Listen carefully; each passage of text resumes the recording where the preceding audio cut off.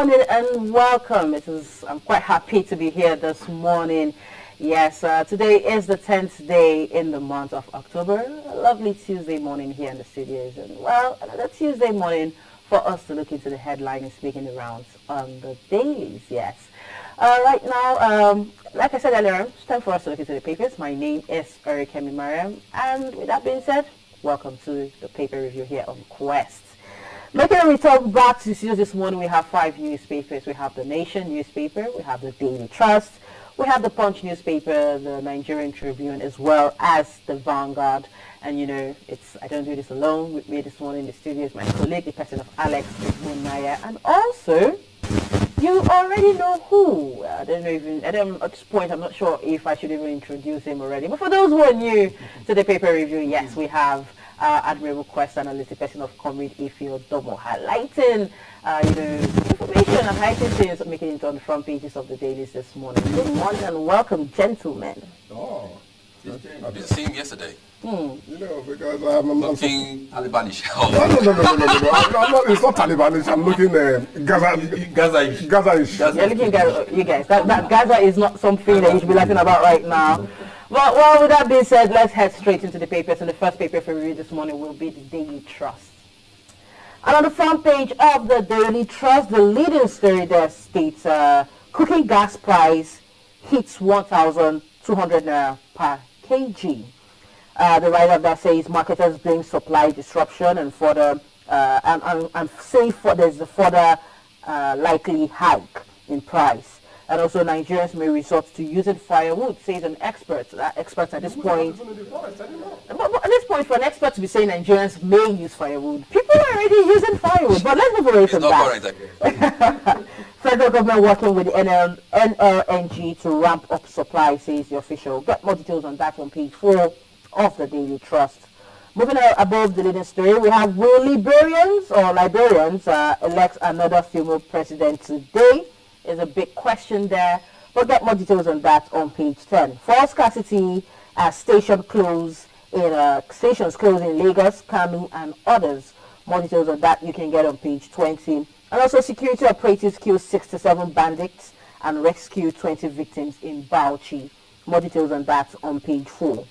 Moving down below, we have Tinubu's economic policies going awry, says Financial Times. The writer there says, ask presidents to stop announcing plans without implementation ideas. Get more details on that on page 29. Comrade, I got your reaction on that. But let's leave all of that. Let's move to the picture of the day. We have 2 actually. And the first, we can see riot police stand by as demonstrators demonstrating support of Israel as they show Israeli flags during demonstration in Duisburg, Western Germany. And this picture was taken yesterday. And the other, we can see demonstrators take part in a rally in support for the Palestinian people in front of the Israeli embassy in Buenos Aires. And this picture was also taken yesterday. Quite an unfortunate one right now happening between the Israelis and the Palestinians. But get more details on this on page 7 of the Daily Trust. And well, that's what you can take on the front page of the Daily Trust. Over to you, Alex. Okay, next up is the Punch newspaper, and federal government denies subsidies to North fuel stations shop. That's the lead story on the front page of the Punch. It comes with the rider. NNPCL blames pocket of fuels queues on road delays. 25 refinery licenses idle over subsidy, says Kiari. And below that one, slain lawyer, Lagos NBA welcomes death sentence for Killer Cop. You can see the picture of the Killer Cop there being carried or being led away after judgment, and then the picture of the victim, the sad, unfortunate victim who died, who was killed by the police officer. Domestic airlines demand jet fuel import license Forex. That's also on the front page. Concerns as commercial sex workers invade Lagos malls, lure men. Comrade Domo would like to comment on this. I hear that you are dropped suit against Ondo Assembly and Akeredolu. That's a good one. That's on page 8. We're going to see peace and respite in Ondo State. Above the masthead, Israel-Hamas conflict. Federal government warns pilgrims against illegal trips. Lagos suspends airlifting. And finally, on the front page of the Punch newspaper, 4 consortia to fix dilapidated pipelines. Whatever that means now, you can get the full gist on page 20 of the Punch newspaper. Over to you, Merriman. All right, the next paper for review this morning is The Nation. And on the front page of The Nation newspaper, the major headline, as we can see, Tinubu says, I'm focused on lifting Nigeria to greatness. SGF briefs president, and also the stability under APC government, says envoy. More details on this you can get on page 4 after reading on the front page of The Nation. Moving above the masthead, no return to petrol subsidy, says the NNPCL. Will export fuel next year. Get more details on that on page 5. Christmas Day killer cop to die by hanging, yes. And the writer that says 3,298 on death row. Get more details on this on page 5 of The Nation. EU observers report created wrong impression, says Wike. Get more details on that on page 27. And from Keyamo, it says airlines must pay compensation for flight delays. Wouldn't that be great? We'll get more details on that on page 5 of The Nation. Moving down below, we have President appoints Fela Durotoye and 4 others as aides. Get more details on that on page 27 of The Nation.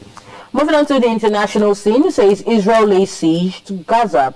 Well, I don't even really want to talk much on this Israel and Palestine, but we can avoid it right now. But get more details on this on page 4. And also 2.3 million to vote in Liberia. Poll is also making it there on the front page. More details on that on page 4. Banks in 400 billion naira recapitalization drive at stock markets. More details on that on page 4 after reading on the front page. And also Southeast Senate caucus renews push for additional ministerial slots. More details on that on page 4. And that's what we can take on the front page of The Nation newspaper. Okay, finally from me, that newspaper is up next. A recall of ambassadors and envoys stranded as federal government put drags on implementation. That's the lead story on the front page of the Vanguard newspaper. And above the masthead, worry concert Davido organizers at war over non-appearance. I think that has been resolved. Davido has since apologized and given his own side of the story. Japa, federal government okays engagement of retired health workers on contract basis. That's also a good one.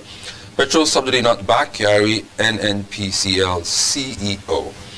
E-Naira, no threat to financial stability, says Central Bank of Nigeria. And Israel intensifies attack forces total blockade of Gaza. This is one story Miriam doesn't want to talk about, but has no choice. Will break jinx of non-harmonization of database in Nigeria. That's according to the Interior Minister. You can read up that story on page 9. And on sports, Osimhen's coach Napoli faces sack. Our defending champions are not doing well this season at all. Tinubu appoints Fela Durotoye, 4 others in his media team. And finally, EU report inaccurate reflection of 2023 polls. That's according to former Governor of Rivers State, Nyesom Wike. The full story is on page 9. Okay, the final paper for review this morning is the Nigerian Tribune. And on the front page of the Nigerian Tribune this morning, federal government no longer paying fuel subsidy, Kyari affirms. The writers there say subsidy payments almost bankrupted NNPC. And also Nigeria will export petrol in 2024. NNPCL now sole importer of petrol, and private companies can't access forex. More details on that on page 6 of the Nigerian Tribune. Nigerians groan as cost of 12.5 kg cooking gas rises by 30%. More details on that on page 4. Oil prices jump as Israel-Hamas war raises concerns over Middle East tensions. More details on that on page 6. 99,985 Nigerian students left for UK universities in 5 years, says the federal government. More details on that on page 5. And also on the presidential election report, Wike knocks European Union. Get more details on that on page 16. Moving on to page 11 of the Nigerian Tribune, Igboho reunites with family in Germany.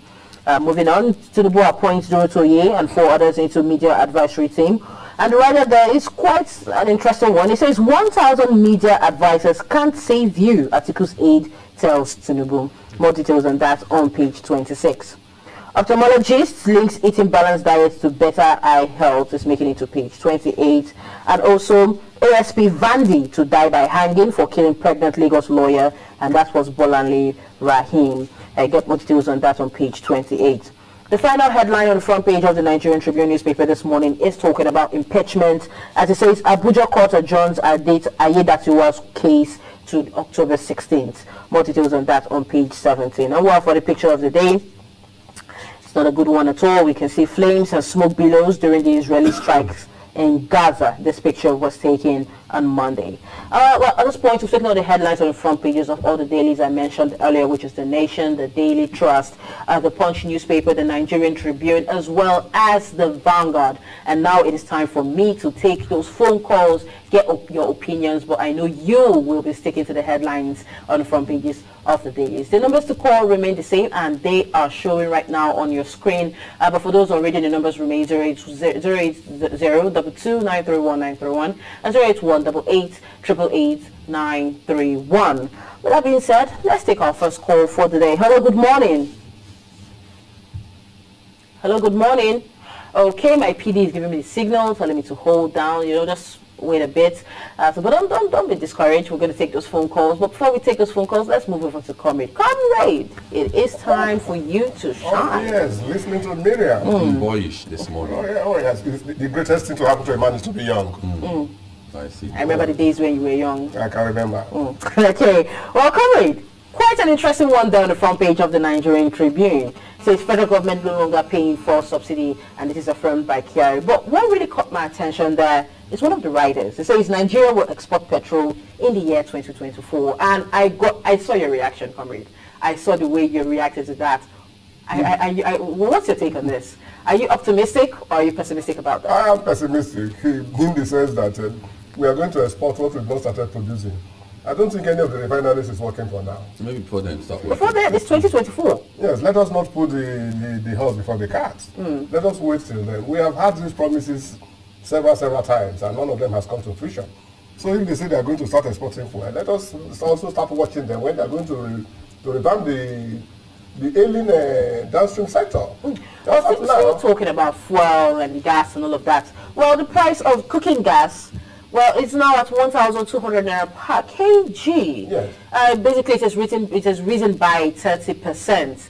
Or whooping 30%, if you ask me. What's your take to this? Someone is just saying now that Nigerians may resort to using firewood. It's quite an interesting one, Comrade. I want to get your reaction on this. The price of gas is fixed at the international market by APS, American Price Index. And that is why we are having this type of hula balloon system of pricing. If Nigeria is up and doing, most of this gas we fled is enough to feed every home in the country. But somebody was telling me sometimes in March that the cost of compressing those in the CNG is even much more than the benefit we are going to derive from it.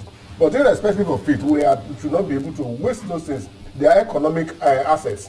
You can imagine 24 hours, 7 days a week, a whole year wasting the gas, flaring gas, and we are not getting anything from it. Now the price of gas is going up because of the international pricing that is also affecting the petroleum product.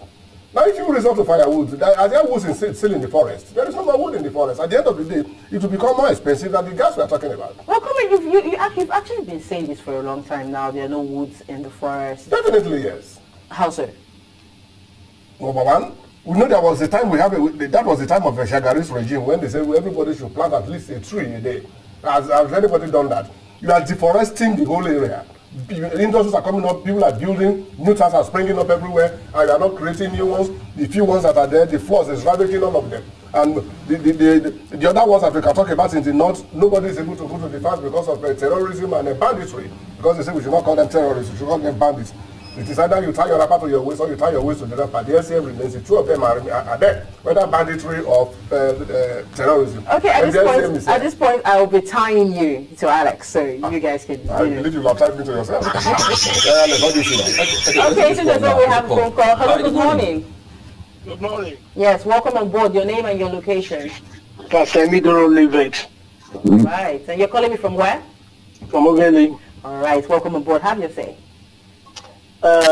Nigeria to start export of petroleum 2024. Yes.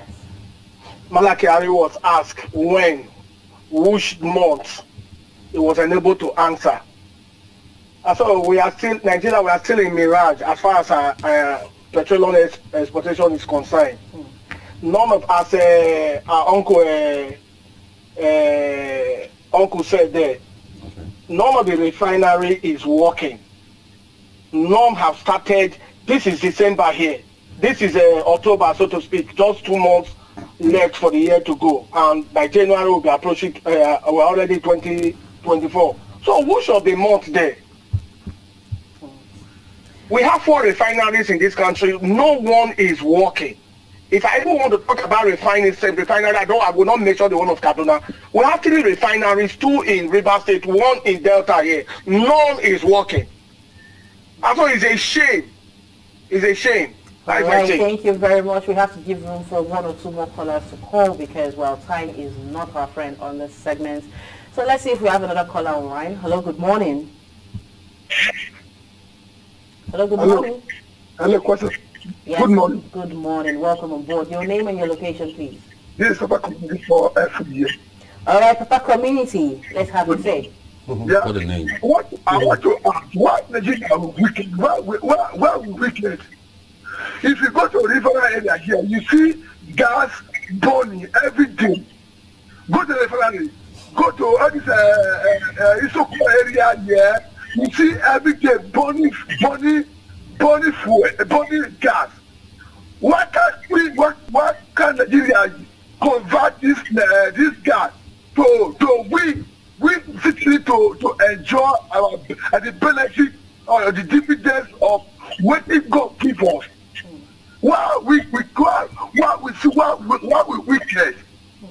God will help Nigeria. Help Nigeria indeed. Thank you very much. Quite an emotional one. It's commonly angry. Yes, Papa Community. He's the Papa for the community. Let's build on that to ask this next question from the Nation newspaper. Tinubu says, I am focused on lifting Nigeria to greatness. How true is that? Considering the present predicament and some of his harsh reality, some of his harsh policies. You know, somebody just said that you should not make promises on what you know you are not doing now. Do not give people the hope that you want to do something at the end of the day it will not be done. You do not argue how to jump when there is a vast land before you. Do the jumping and let us see how far you can jump. Come to reality and let us see what exactly you are doing. He vows to do this, they vow to do that. The government of Nigeria has been vowing, as far as I'm concerned, right from when I was a youth. But I've not seen any of them come to fruition. I vowed to stop banditry in less than 6 months when I come to office. The banditry has gone to almost 8.5 years now. I vowed to bring the prices of commodities down in the next 3 months. It has also been there till date. So all this vow. You have the yam, you have the knife. Cut it the way you want it and give to the people. Stop telling us you are vowing. Tell us the reality. Tell us what you have done on ground. Give us a scorecard so that we can also appraise you. I also vow that maybe this is the last comment for today. Okay, welcome. Conrad, thank you very much. It seems as though you're keeping in time with me today. Yes. My PD is already giving me the side eye. But yes, it's been a lovely one, despite the fact that we couldn't take much calls. I don't know what's happening with the phone lines. We apologize for that. But Conrad, thank you very much for being there with me today. And I look forward to having you tomorrow as usual. Yes, because Don Williams said, without you there is no me, and without me there is no you. Yes, without you there is no us, basically. All right, thank you very much, people, for keeping it real here on the paper review on Quest today. And also want to use this opportunity to thank the Vanguard newspaper for sponsoring the paper review here at Quest. And with that being said, have yourself a lovely, lovely Tuesday, and bye for now.